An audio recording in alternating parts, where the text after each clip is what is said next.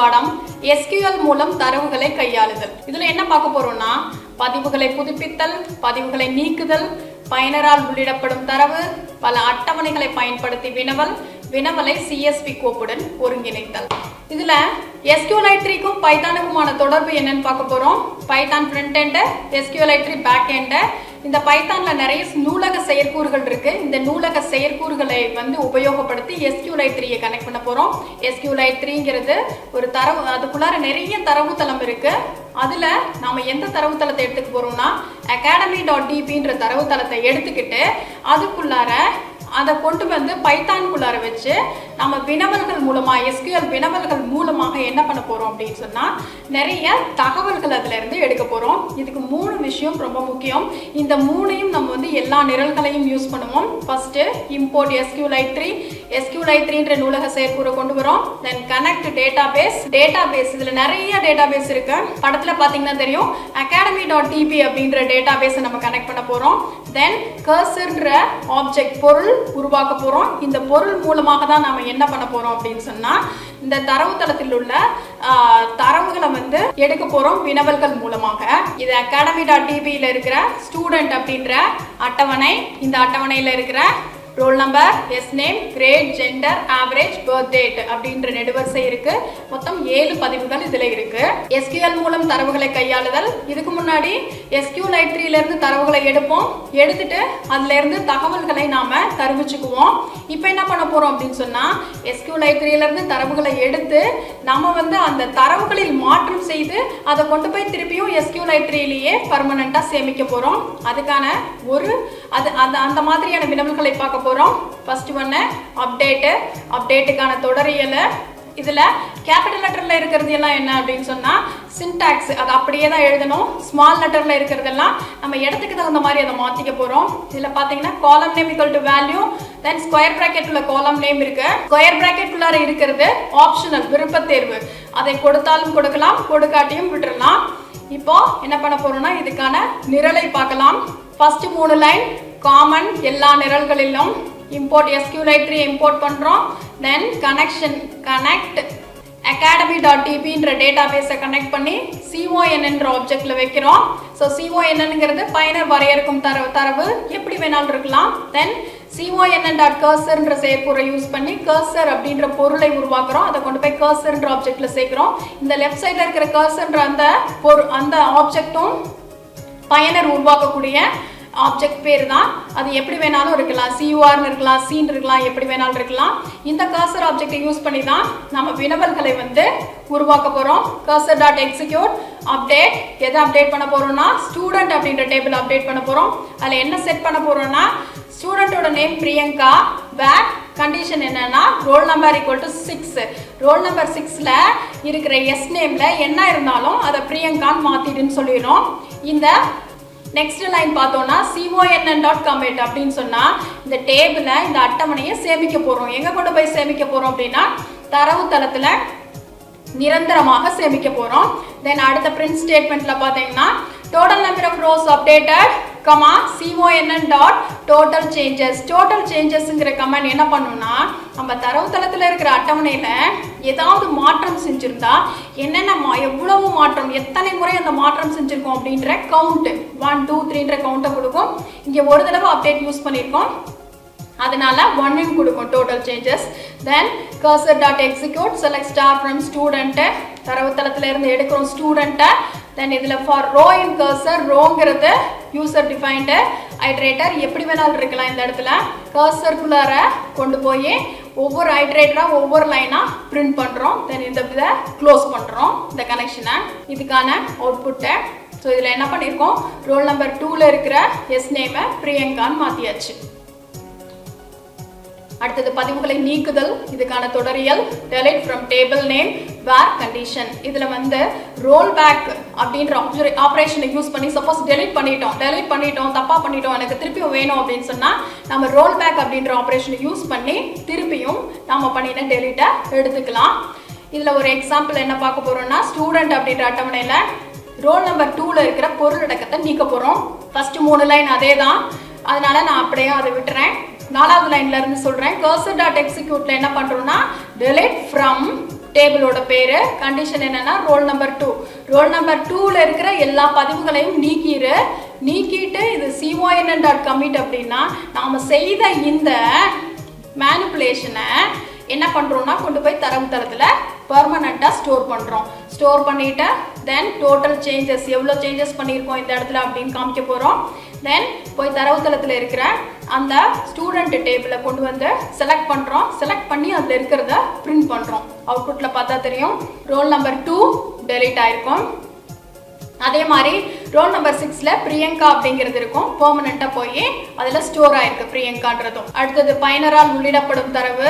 இதுக்கு முன்னாடி வரைக்கும் என்ன பார்த்துட்டு இருந்தோம்னா நம்ம தரவு தளத்துல இருந்து ஒரு அட்டவணையை எடுக்கிறோம். அதுல இருந்த தரவுகளை சேகரித்து அதுல ஒரு மேனிப்புலேஷன் பண்ணி நம்ம என்ன பண்றோம் அப்படின்னு சொன்னா தரவுகளை கையாண்டு நமக்கு தேவையான தகவல்களை எடுத்துக்கிறோம். அந்த தகவல்களை கொண்டு போய் பெர்மனண்டா கொண்டு போய் நம்ம எதுல ஸ்டோர் பண்ணிட்டோம்னா தரவுத்தளத்திலேயே ஸ்டோர் பண்ணிட்டோம். இப்போ என்ன பண்ண போறோம் அப்படின்னு சொன்னா புதிதாக ஒரு அட்டவணையை உருவாக்க போறோம். அந்த அட்டவணையில் தரவுகளை பயனர் ரன் டைம்ல உள்ளிட போறோம். உள்ளிட்டு அதை கொண்டு போய் என்ன பண்ண போறோம்னா தரவுத்தளத்துல சேமிக்க போறோம். அதுக்கு நம்ம யூஸ் பண்ற கட்டளை என்னன்னா இன்புட். ஸோ ஃபர்ஸ்ட் 3 லைன் அதே தான்.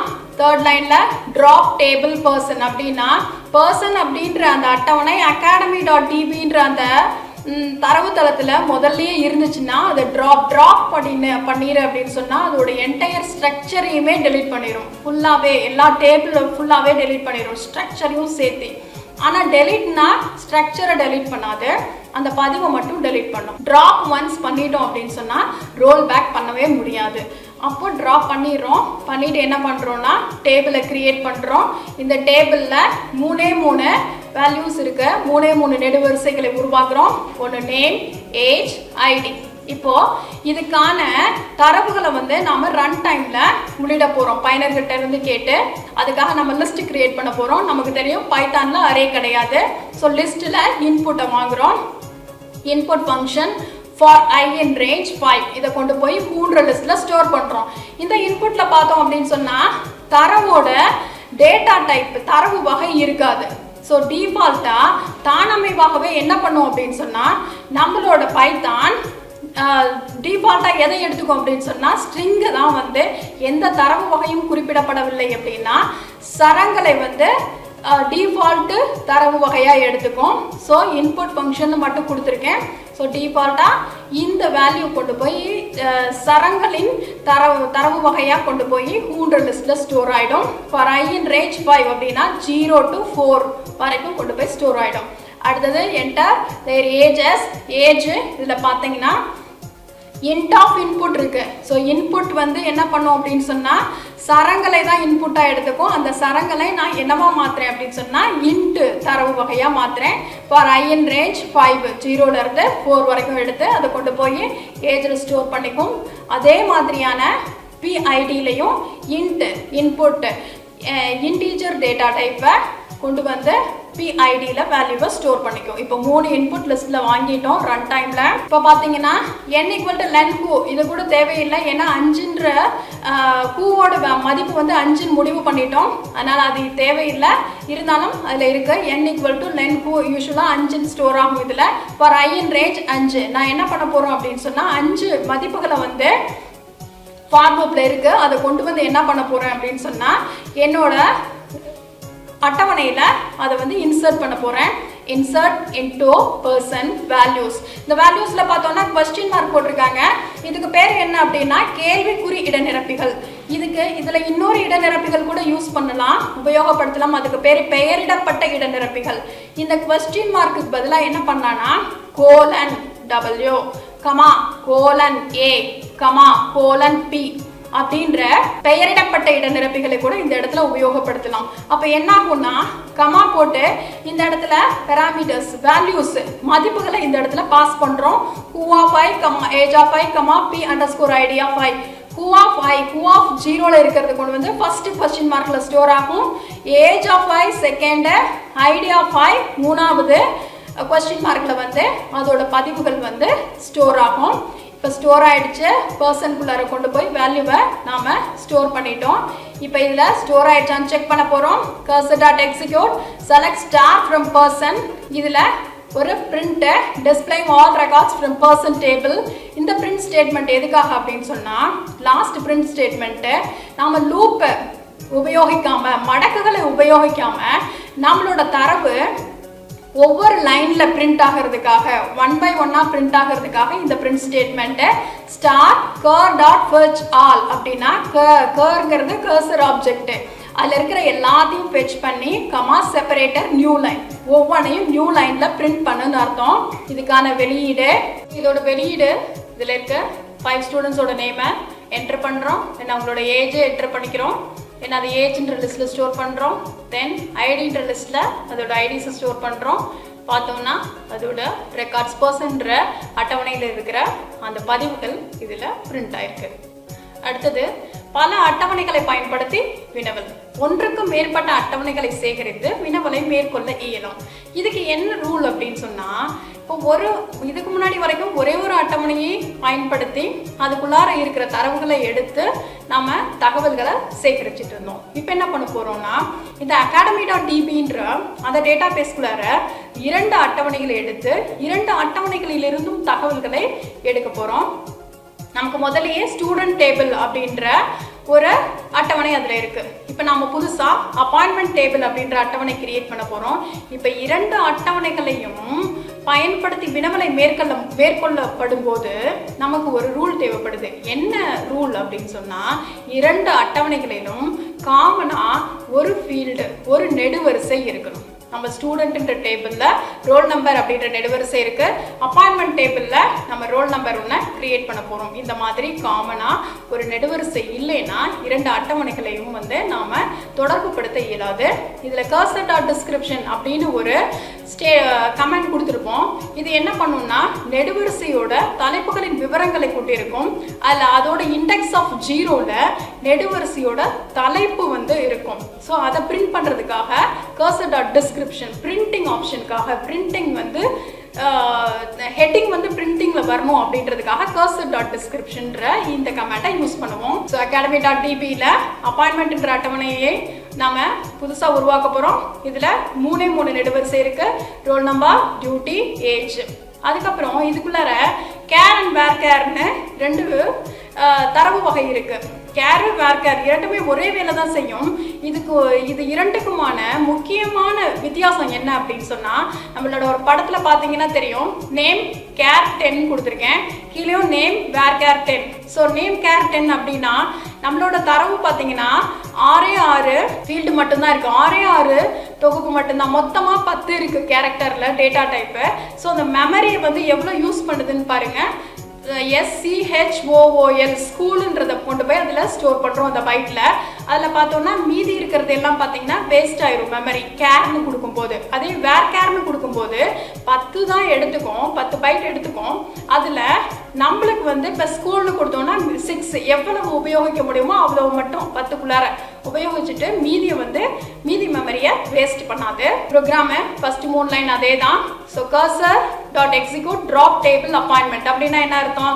அப்பாயின்மெண்ட்ன்ற அட்டவணை முதலிலேயே இருந்துச்சு அப்படின்னு சொன்னா அதைய டெலீட் பண்ணிடுறோம்.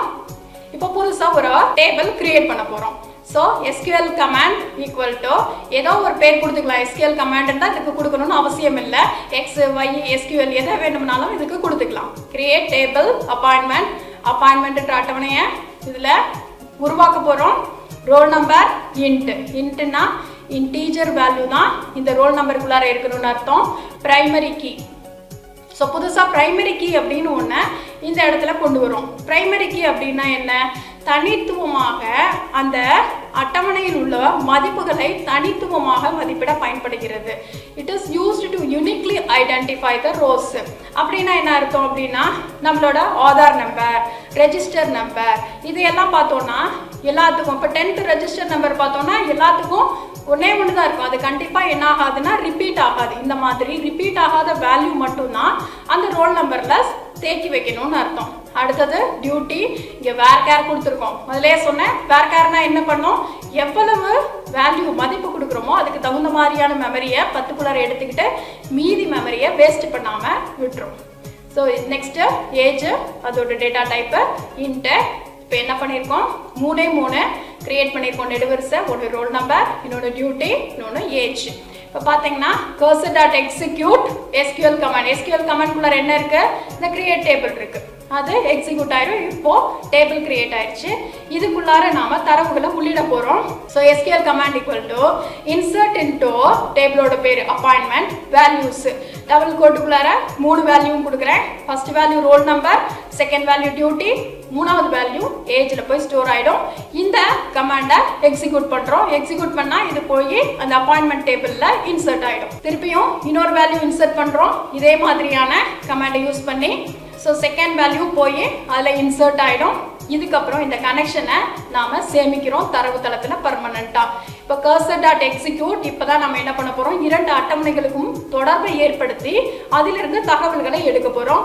செலக்ட் ஸ்டூடெண்ட், 2 அட்டவணைகள் இங்கே உபயோகிக்கிறதுனால அட்டவணையோட பேர் வந்து முதல்ல வரும். student.roll number அப்படின்னா ஸ்டூடெண்ட்ன்ற அட்டவணையில் இருக்கிற ரோல் நம்பர், student.sname ஸ்டூடெண்ட்ன்ற அட்டவணையில் இருக்கிற sname, comma appointment dot duty appointment அப்படின்ற அட்டவணையில் இருக்கிற duty, then age from student comma appointment. 2 டேபிளை யூஸ் பண்ணி இந்த தகவல்களை எடுக்கிறோம். எடுத்துட்டு வேர் கண்டிஷன் என்ன அப்படின்னா student dot roll number equal to appointment dot roll number. ஸ்டூடெண்டோட ரோல் நம்பரும் அப்பாயின்மெண்ட் டாட் ரோல் நம்பர் இரண்டும் சேமாக இருக்கிற இடத்துல தான் எதெல்லாம் சேமா இருக்கோ, நம்மளோட ரோல் நம்பர், நம்மளோட அப்பாயின்மெண்ட்ல எத்தனை வேல்யூஸ் இருக்கு? 1 2 இருக்கு. தென் நம்ம ரோல் நம்பர்ல 1 2 இருக்கு. நம்மளோட ஸ்டூடெண்ட்ல எத்தனை இருக்கு? 1 2 இல்ல, ஏன்னா முதல்லயே டெலீட் பண்ணிட்டோம். 3 4 5 6 7 இருக்கா?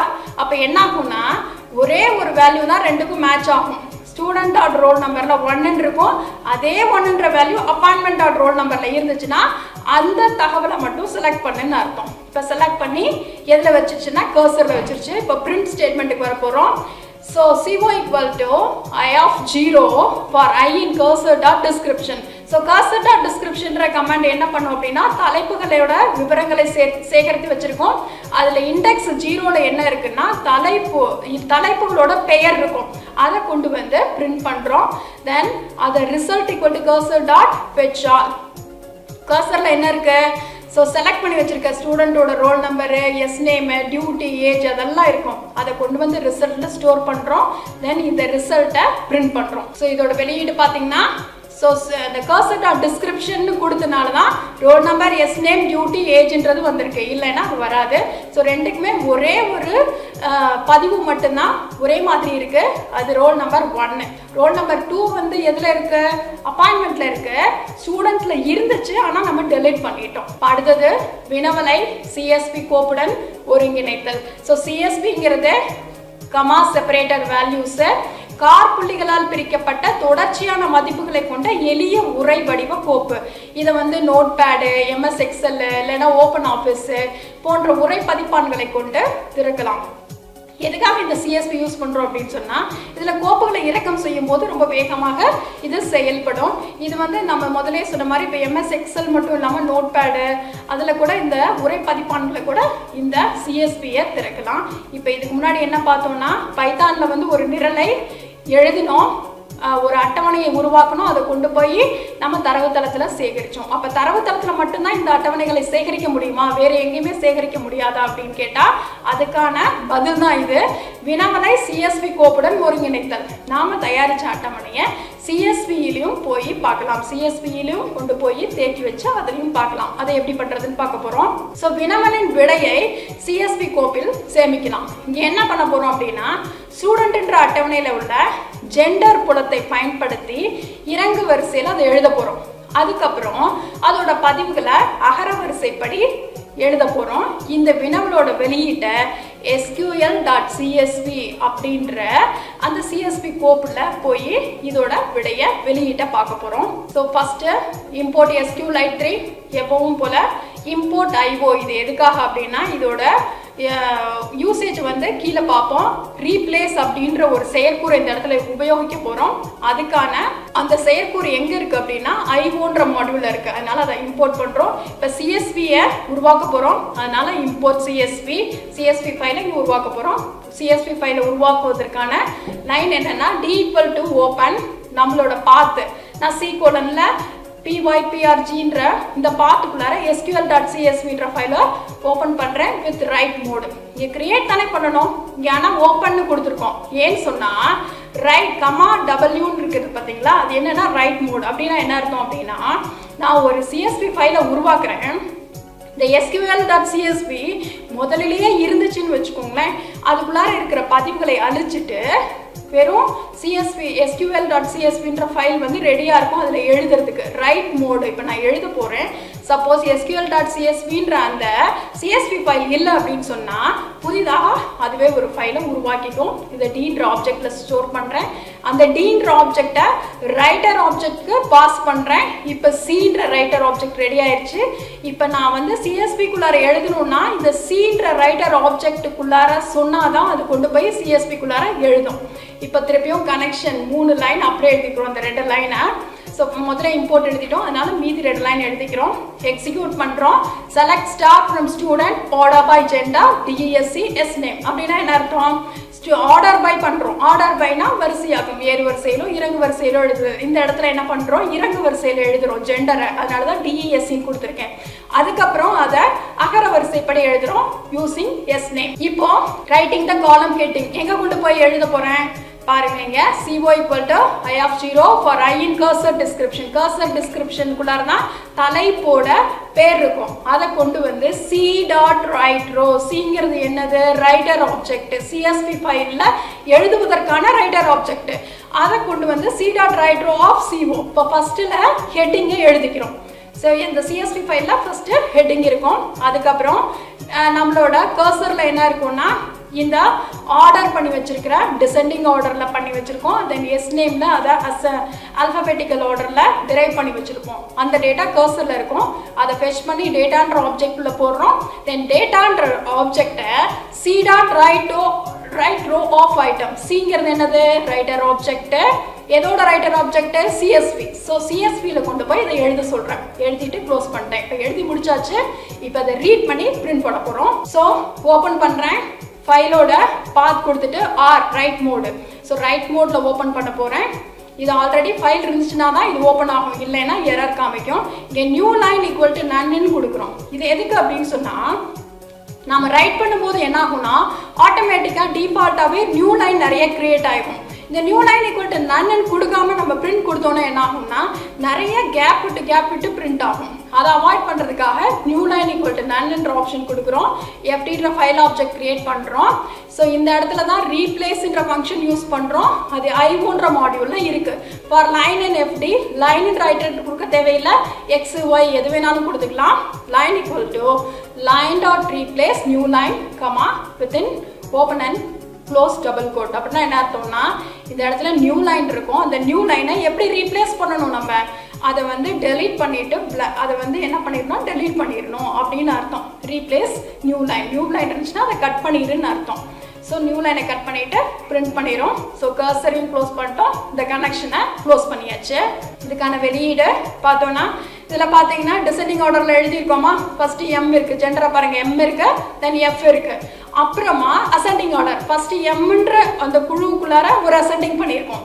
Fன்ற குழுவுக்குள்ளார இருக்கிற மீதி 2 ஒரு அசெண்டிங் ஆர்டர் அகர வரிசைப்படி எழுதியிருக்கோம். ஸோ இதில் பார்த்தீங்கன்னா நம்ம sql.csv அப்படின்ற ஒரு ஃபைலை கிரியேட் பண்ணோமா, அந்த பாத்தில் அந்த ஃபைல் இப்படி தான் ஸ்டோர் ஆயிருக்கும். ஸோ .csv அப்படின்னு கொடுக்குற ஃபைலு நம்ம அங்கே கிரியேட் பண்ண ஃபைலு இந்த ஃபோல்டருக்குள்ளே இப்படி ஓப்பன் ஆயிருக்கு. அதை தான் இங்கே காமிச்சிருக்கோம். ஸோ இந்த ஃபைலை நான் நோட் பேடில் ஓப்பன் பண்ணி பார்த்துருக்கோம். ஸோ நோட் பேடில் இருந்துச்சுன்னா இப்படி கமா செப்பரேட்டட் வேல்யூஸ் கமா கொடுத்து அதோட வேல்யூஸு டிஸ்பிளே ஆயிருக்கு. அதையே நான் என்ன பண்ணியிருக்கோம்னா எக்ஸல் ஷீட்டில் ஓப்பன் பண்ணி பார்த்துருக்கோம். ஸோ அடுத்தது இதே எக்ஸாம்பிள் தான்.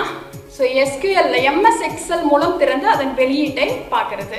என்ன பண்ண போகிறோம் அப்படின்னு சொன்னால் இதே 3 லைன் SQLite 3 இம்போர்ட் பண்ணிக்கிறோம். தென் IO இம்போர்ட் பண்ணுறோம். இதில் ஒரே ஒரு சின்ன மாடிஃபிகேஷன் என்னன்னா நம்ம போய் தரவு தளத்தில் கொண்டு போய் நம்ம பர்மனெண்ட்டாக ஸ்டோர் பண்ணுறது ஒரு டேட்டா.